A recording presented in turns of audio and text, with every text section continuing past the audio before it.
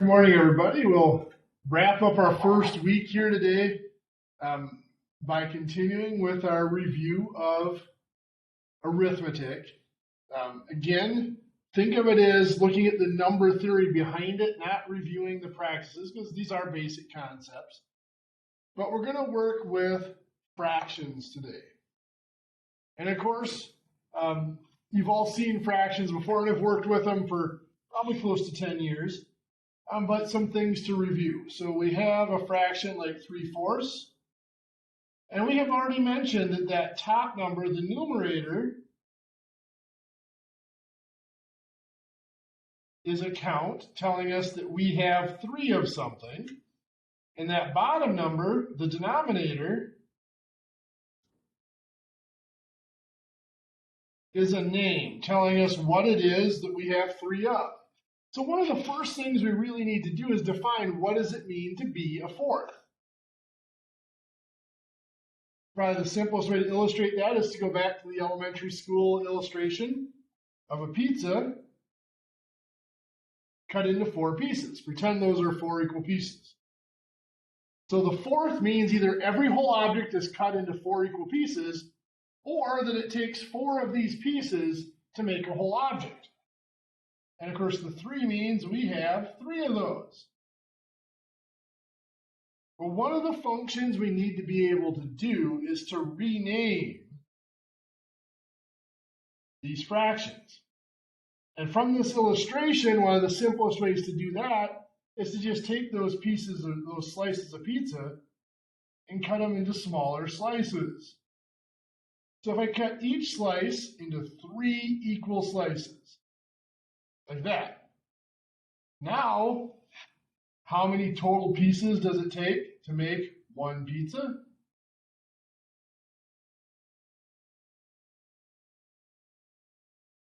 It takes 12 slices, which makes sense.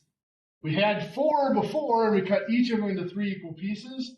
So 4 times 3 equals 12. How many pieces do we have? Well, we work around here. There's 9. And again, that makes sense. We had 3 pieces before. We cut each of those into 3 equal pieces. 3 times 3 is 9. Well, do we have any more or less than we did before? No. The 9/12 that we have now is the exact same amount as the 3/4 that we started with. We have not changed the amount, we've just changed the appearance. And the reason we were able to do that is because of this right here. We multiplied by 3 over 3. And that 3 over 3, the 3 is saying it takes 3 pieces to make a whole object. And this 3 is saying we have 3 of them. In other words, we have one whole object. This is equal to 1. And it is called a unity fraction. And a unity fraction is an especially powerful tool in math because it allows us to change the appearance of a number without changing its value. For right now, we're going to use unity fractions to rename fractions, but we'll use them in our measurement conversions, our dosage calculations, and stuff like that are going to be all unity fractions. So here, I just picked the 3, and that's what we use to rename this fraction. In practice, of course, we need to figure out what we use to rename it. So if I have 2/5, and I tell you I need that to be 20ths, we have to look at that and decide, well, what do I multiply 5 by to get 20?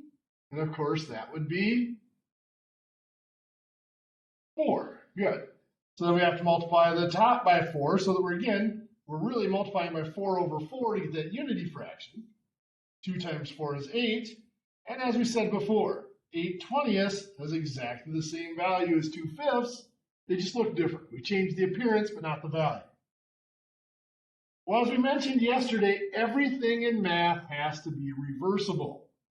So the opposite of this, reversing this, would be called reducing our fraction. And in reducing a fraction, we do the opposite. We divide both numbers. So we'd start with our 8 over 20, and we would divide both of them by 4. 8 divided by 4 would be 2, And 20 divided by 4 would be 5. And again, that 2/5 is exactly the same as 8/20. Now here we had just multiplied both numbers by 4 to get the 8/20, so we knew that we had to divide by 4 to reduce it, to get back down to the 2/5. The difficult part often is looking at the numbers and figuring out what we have to divide by. For example, if we had 48/60. Well, as I look at this, most of us have been taught that we need to find something called the greatest common factor. That greatest common factor is the largest number that goes into both of those numbers, and so we can reduce down our fraction. But we don't need the greatest common factor. Some of you, if you're looking at it, you might see that big number, that greatest common factor, is 12. If we divide both by 12, we would get 48 divided by 12 is 4, and 60 divided by 12 is 5. But if you don't see that greatest common factor of 12, rather than sitting there and agonizing over trying to figure it out, we could just start reducing it by whatever goes into both numbers. We know both 48 and 60 are even, so we know they can divide by 2. 48 divided by 2 is 24. 60 divided by 2 is 30. So we have reduced it. There's just further we can go. Both 24 and 30 are still even numbers, so they can still be divided by 2. 24 divided by 2 is 12, and 30 divided by 2 is 15. Now here the 15 is no longer even, so we can't divide by 2 anymore. But if you look closely, you see both of those can divide by 3. 12 divided by 3 is 4, and 15 divided by 3 is 5. Getting us to that same 4/5 we were at before, it's just had to go a few extra steps. So if you don't see that greatest common factor right away, just start dividing out any common factor. Often, once you get it smaller, at 12/15, it was easier to see that they could both divide by 3 than it was at 48/60. There are some shortcuts out there, by the way. I'm sure all of you know that since both of those are even, they can divide by 2. But if we were looking at dividing by 5 or 10, 45 out of 70 can divide by 5 because they both numbers end in a 5 or a 0. So we know they both divide by 5. Here there is a shortcut that many people don't know or have never seen. To tell if a number is divisible by 3, you add the digits. So for the 12, 1 plus 2 equals 3. Well, that's definitely divisible by 3. For 15, 1 plus 5 is 6. Well, that's also divisible by 3. So when we add up the digits, we get a number that divides by 3, which means the whole number divides by 3. Next, let's take a look at something like this. 44/7. Now remember we said the 7 means it takes 7 pieces to make a whole object. We have 44 pieces. Now if you're trying to visualize that, it's difficult to do. Human psychology tells us that the human brain can visualize on average between 7 and 13 things at once before things start to kind of blur out on the edges. Visualizing 44 pieces is difficult for our brain to do. But the 7 says each 7 of those makes a whole object. So if I wanted to convert that into whole objects with some pieces left over, it's easier for us to visualize, easier for our mind to comprehend. So to figure out how many pieces, most of you would probably say, well, let's just divide. But if we just divide 44 divided by 7, what is that? 6.2857143 approximately. That doesn't give us a whole number of pieces. It gives us 6 whole items, 6 whole objects, and there is some pieces left over, but it doesn't tell us how many. So it's better, or usually gets us a more accurate result if we just do out the long division. We know that 7 goes into 44 6 times. We put 6 up there. 6 times 7 is 42. That's used up 42 of the pieces. We subtract, we get 2 pieces left over. So when we do this long division, this is our whole number of objects, the 6. This here is the pieces left over. There are 2 pieces left over. And the number we divided by is still the denominator. That didn't change. That becomes 6 2/7. Now the terminology that I'm sure you've all heard, this is called a mixed number because it mixes whole numbers and fractions together. This is called an improper fraction. Now that name's a little off because it implies there's something wrong with it. There's not. We just don't like having the numerator bigger than the denominator because we have to visualize all those pieces. But there will be times where we prefer to have our fractions in that form. And so that's our next step. What if we have a mixed number, like 3 5/8, and we want to get it back into the improper fraction? Well, we have to take these whole objects and break them into pieces. How many pieces does each get broken into? Well, our denominator tells us that each whole object is 8 pieces. So we take those 3 whole objects times 8, breaks them into 24 pieces. Well, we had 5 pieces before, so we add 24 to the 5 to get 29/8. Now again, I realize I flew through that. I only did one example of each, but hopefully that is a review for you. If you need more practice with that, let me know and we can go back and look at that some other time. So now as we go to add fractions, remember when we add or subtract,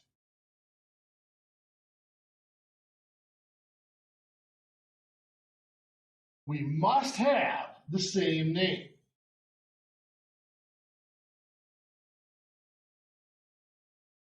For fractions, we mentioned it before, that is a common denominator. Then we combine the counts. For fractions, again, we mentioned that before, this is just going to be adding the numerators. And then we keep the same name. So again, for fractions, that means we just keep that common denominator. So if I start out with 1/3 plus 2/5, those have different names. I cannot add them as they're written. But again, we just saw up above, we can do several things to change their names. But the first thing we need to find is what name we're going to change them to, and that is a common denominator.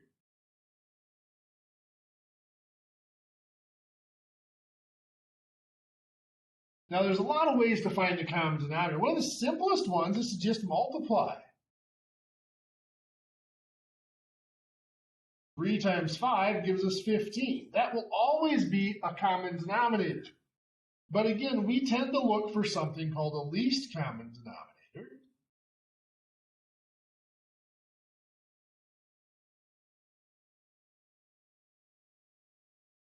And that means there might be something smaller than the 15. Now, in this case, there isn't. 15 is the least or smallest common denominator. But be aware that we might be able to find something smaller than just multiplying the 2 denominators together. So I'm going to set up this addition vertically because that's how my mind visualizes addition. 1/3 plus 2/5. We're going to convert those into that common denominator of 15ths. And so we look at it, we had to do 3 times 5 to get 15, do 1 times 5 to get 5. 5 times 3 to get 15, so we do 2 times 3 to get 6. So here the 5/15 is the same value as 1/3, it just looks different. We just changed the names. The 6/15 is the same value as the 2/5. It just looks different. And we're still adding. Now we have the same names now, both are 15ths. So we combine the counts. 5 plus 6 is 11, and we keep the name of 15. Again, I'm only going to do one example of that. I'm not going to mess around with simple fractions anymore. We're going to jump up to whole numbers. If I have something like 3 1/8 plus 5 let's go 5/6. I'm just going to set it up vertically again because that's how my mind views addition. We still, notice I put that fraction at the end of the number and lined it up, almost like it's just the last digit of the number, because that's exactly what it is. The fraction is just the last digit at the end of the number. So we're going to rewrite this. We still need a common denominator because we're going to combine those fraction digits. Now, 8 times 6 would be 48. That would be a common denominator, but here there's a smaller one. If you look, you might see 24 would work. Now, 48 would have worked. We just would have to reduce our answer when we're done. So 8 times 3 is 24, so 1 times 3 gives us 3 24s. 6 times 4 gives us 24, so 5 times 4 is 20 24s. And now, just like the other day, we start at the end of the number, the right side of the number, and work our way backwards. So we're going to add the fractions digit first. 3 plus 20 is 23, and we keep the name of 24s. Then we have 3 plus 5 is 8. Now, it doesn't stay that simple. We can run into things like this. 5 1/4 plus 2 and, let's do 5 3/4. Let's do that. And 2 2/3. So we still need a common denominator. For 4 and 3, that will be 12. Convert the 3/4 into 12s. 4 times 3 is 12. Times 3 is 9. Convert the 3 into 12s. 3 times 4 is 12. 2 times 4 is 8. And now, again, we start adding. I start on the right, work our way backwards. 9 12s plus 8 12s. 9 plus 8 is 17, and we keep the 12s. Well, that is bigger than 1. It's an improper fraction. So we split it into a mixed number. 12 goes into 17 once, with 5 left over. So 17 12ths is 1 and 5 12ths. So we keep the fraction, the 5 12ths, and we carry the whole number, the 1. 1 and 5 make 6, plus 2 is 8. So 8 and 5 12ths. Again, if you need me to slow down, just give me a yell. I realize this is just review, so I am kind of moving through it quickly. So subtraction works the same way as addition. We have to have the same name. And remember, the digit, the fraction is just the last digit at the end of the number. So we're going to start out with mixed numbers here. We might have 8 3/5 minus 2 1/4. We still need common denominators. So for 4 and 5, we get 20 will be our common denominator. And now we convert the 3/5 into 20ths. 5 times 4 to make 20, so 3 times 4 makes 12 20ths. 4 times 5 makes 20, so 1 times 5 makes 5 20ths. The 1/4 becomes 5 20ths. And now we start at the end and work our way backwards. 12 20ths and 5 20ths. 17 20ths. Subtracting 12 20ths minus 5 20ths is 7 20ths. 8 minus 2 is 6. So it's 6 and 7 20ths. Now it's not always this simple. We can run into things like this.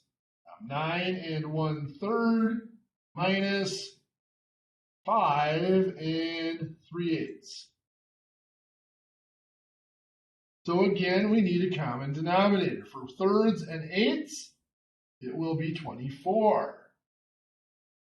Turning the 1/3 into 24ths. Well, 3 times 8 is 24, so 1 times 8 is 8 24ths. Again, 8 24ths is equivalent to 1/3. We turn the 3/8 into 24ths. 8 times 3 makes 24, so 3 times 3 is 9 24ths. Now again, we start at the end and work our way backwards, but we run into a problem here right away. 8 24ths minus 9 24ths can't be done. We cannot do 8 minus 9. So we're going to have to borrow. We have to borrow from the whole number. That's our next digit. That becomes an 8. Now what we borrowed was one whole object. And remember, the fraction is pieces. So we have to break that one whole object into pieces. And remember, the denominator tells us how many pieces that whole object becomes. So the denominator of 24 means we borrowed 24 pieces. So we do 8 plus 24 is 32. So that becomes 32 24s. Then we subtract 32 24s minus 9 24s is 23 24s, and 8 minus 5 is 3. Now, I realize that most of you have the fraction calculators and know how to use them, and that is great. On the test coming up on February 8th, on Wednesday the 8th, a little bit more than a week away, on that test, you will be required to at least show converting to the common denominator. So make sure you're able to do that. You have to show that part of your work as you're going through those problems.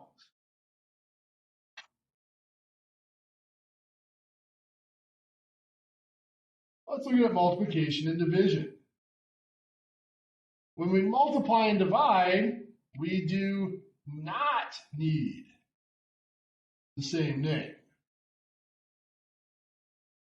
So for fractions, that means we do not have to find a common denominator. As with any operation, we're going to combine the counts. Again, for fractions, that means we combine the numerators, multiplying them in this case, and then we also combine the names. So that means when we multiply, we also combine the denominators. So if I have 2/5 times 1/4, it doesn't matter that those have different names or different denominators. I'm just going to go ahead and multiply. Combining counts, multiply straight across the numerators. 2 times 1 is 2. Combining names, we multiply straight across the denominators. 5 times 4 is 20. And then, of course, we see that that can be reduced. Both 2 and 20 can be divided by 2. 2 divided by 2 is 1, and 20 divided by 2 is 10. Now, some of you might be looking at this original problem wondering, why didn't he cross-cancel? Others right now might be wondering, what's cross-canceling? Well, when we multiply that, it's just going to be the numerators multiplied together over the denominators multiplied together. And you might see that the 2 and the 4 both can be reduced by 2. So if we go here before we divide, if we divide 2 divided by 2 gives us 1. And 4 divided by 2 gives us 2. Now when we multiply, we have 1 times 1 is 1, and 5 times 2 is 10. We reduced before we multiplied. Now, in a problem like this, it's about the same amount of work either way. It didn't make a difference whether we cross-canceled first and then multiplied, or if we just multiplied and then reduced. But there will be problems where it makes a drastic difference, like 24 25ths times 35 36. We could go ahead and multiply that out. 24 times 35 is 840. And 25 times 36 is 900. But then we have some work to reduce this out. Oh, this is kind of like we discussed before. We don't need to find that greatest common factor and reduce it all at once. We can go piece by piece. Both end in 0, so we know they both divide by 10. 840 divided by 10 is 84. 900 divided by 10 is 90. Well, they don't end in zeros anymore, so they can't divide by 10. They don't divide by 5 because they don't end in 5s either. But we can divide, they're both even, we can divide them by 2. 84 divided by 2 is 42. 90 divided by 2 is 45. Well, 45 is not even, so we cannot divide by 2 anymore. But if we add the digits, 4 plus 2 is 6. That divides by 3. 4 plus 5 is 9. That also divides by 3. So both of those divide by 3. 42 divided by 3 is 14. 45 divided by 3 is 15, giving us 14/15. I mean, that wasn't horrible, but we had to work with some big numbers and do a few steps to reduce it. If you see the cross cancel, we could save a lot of work by doing, hey, 24 and 36 both divide by 12. 24 divided by 12 is 2. 36 divided by 12 is 3. 25 and 35 both divide by 5. 5 divided by 5, or 25 divided by 5 is 5. 35 divided by 5 is 7. 2 times 7 is 14. Times 5 is 50. To me, that's a lot less work than multiplying that all out and reducing. Well, again, we're not going to stick with our simple fractions. We're going to jump up to mixed numbers. And we'll do something like 3 and 1/7 times, let's do this, 3 and 1/7 times 2 and 3/4. Now remember, when we talked about long multiplication, we said long multiplication was a process of making sure we can combine every digit of one number with every digit of the other number. Because in multiplying, we don't need the same name, so we can combine every digit of one number with every digit of the other. So if you think about it, if we had, similar to having like 38 times 42, the 2 multiplies the 8, but it also multiplies the 3. The same is true here. The 3/4 multiplies the 1/7, but it also has to multiply the 3. Multiplying mixed numbers is actually an extremely difficult process. So most of the time we avoid it by doing this. We convert those mixed numbers into improper fractions. 3 and 1/7. 3 times 7 is 21 pieces, plus 1 is 22 pieces. That's 22 sevenths. 2 and 3/4. Well, 2 times 4 is 8, plus 3 is 11 fourths. And now we multiply. 22 times 11 is 242. 7 times 4 is 28. And we have to reduce that. 242 divided by 28. 9 isn't going to work. We'll go 8 times 8 is 64. Here's the 6. 2. That is 8 and 18, 28.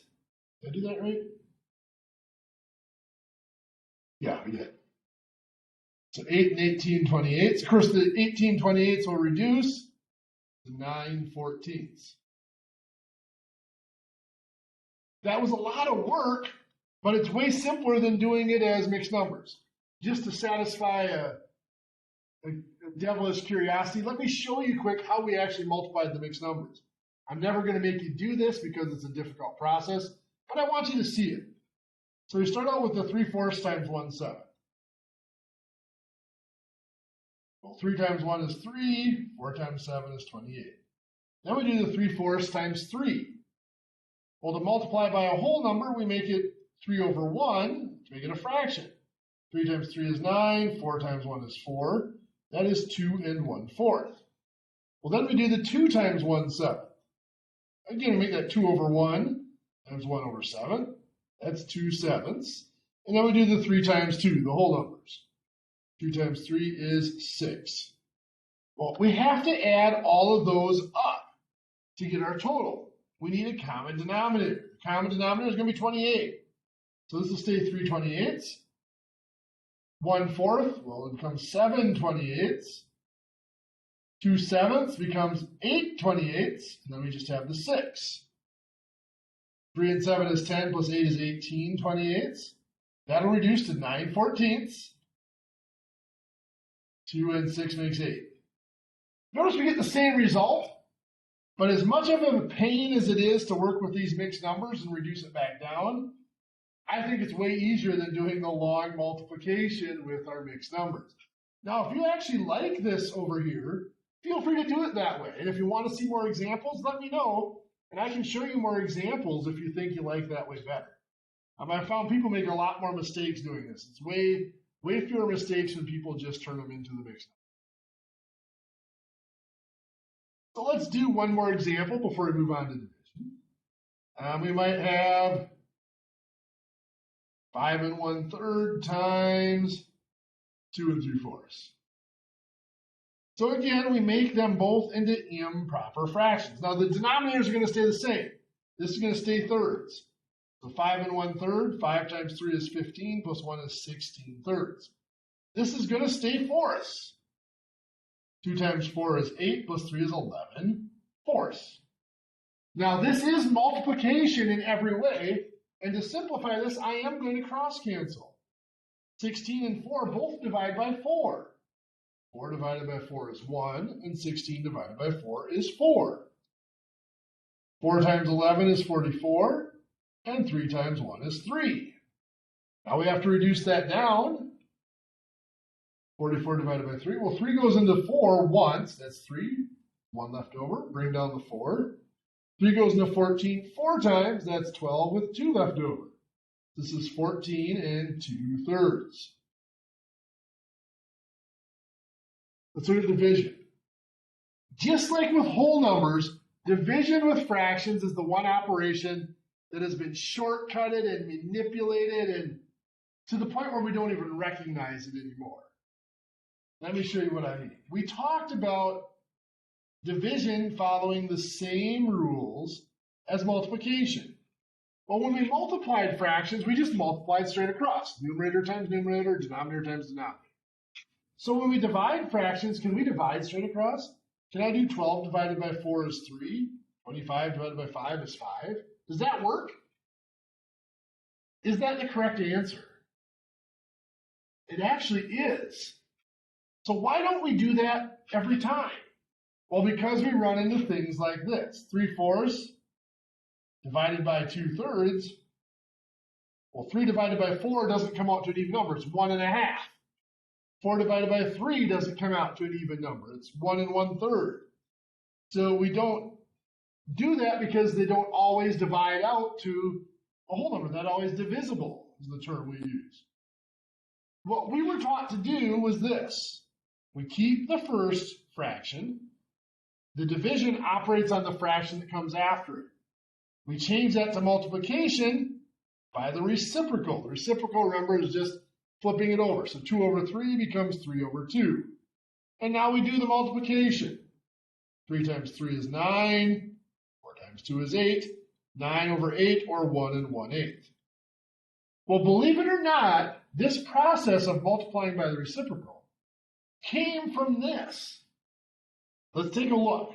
So the way this was originally done, the long way of doing this, the reciprocal is a shortcut. The long way of doing 3/4 divided by 2/3 is this. We look first of all at this second fraction. It cannot be reduced any, so that's good. Now that it's fully reduced, we take the numerator times the denominator. 2 times 3 is 6. And we're going to use that 6 to rename our other fraction. So 3/4 times 6 over 6. 3 times 6 is 18. 4 times 6 is 24. Now, 18/24 is the same value as 3/4. It just looks different. And then now if we come back in and divide by 2/3, 18 divided by 2 is 9. 24 divided by 3 is 8. 9/8, or 1 1/8. The same answer we got down here. How did we get from this to just multiplying by the reciprocal? Well, it's not as big of a logical jump as you might think. So we have this 3/4 times 6 over 6 divided by 2/3. At some point, someone looked at this and realized, hey, if I fudge my order of operations a little bit, and I do this division first, 6 divided by 2 is 3. 6 divided by 3 is 2.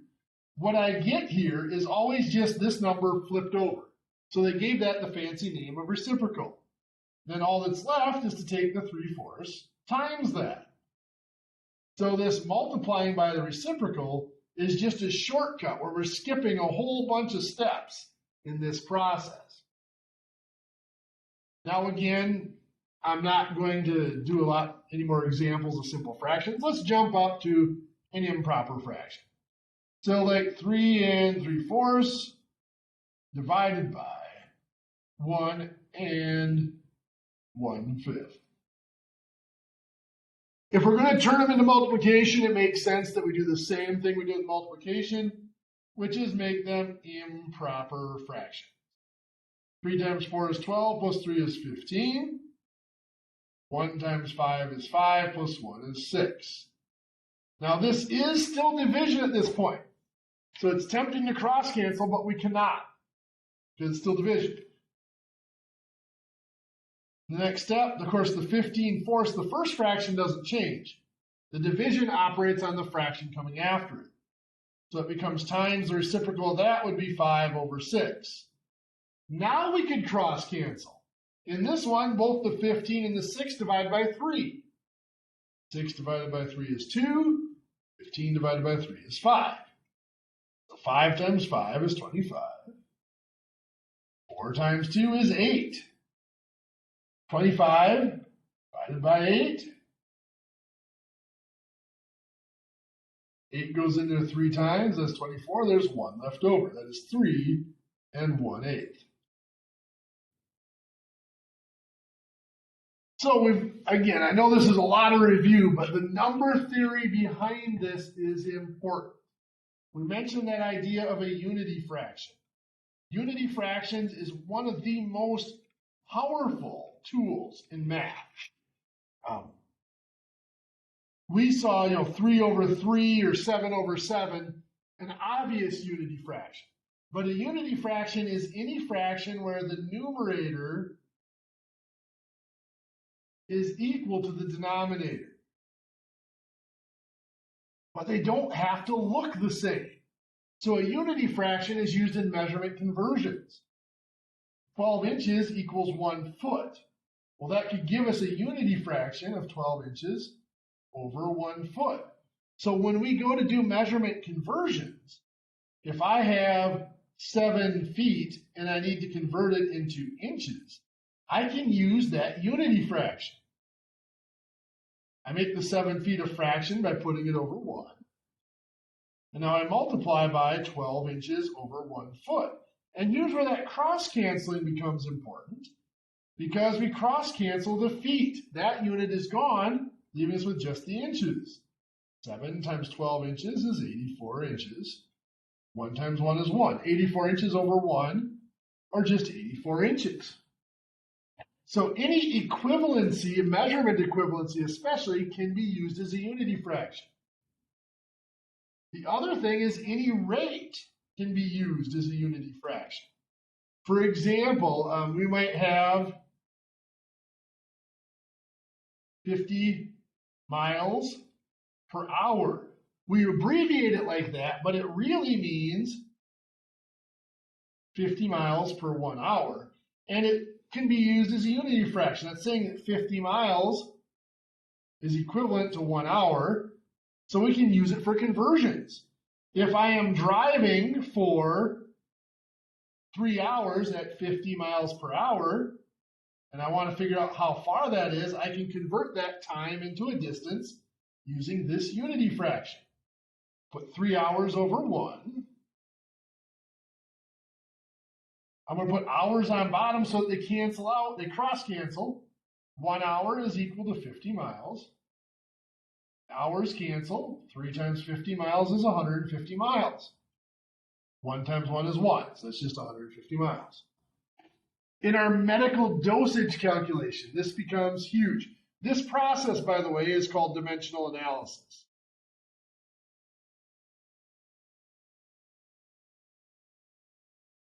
And in medical dosage calculations, you have 2 choices. You either memorize a bunch of formulas, or you can get good at dimensional analysis. For example, if we have, if we were going to administer medication, we need to administer, let's say, 200 milligrams of medication. And the bottle says that that medication is mixed with 20 milligrams in 3 milliliters. So every 3 milliliters of that fluid contains 20 milligrams of medication. This is an equivalency. We can use it as a conversion factor.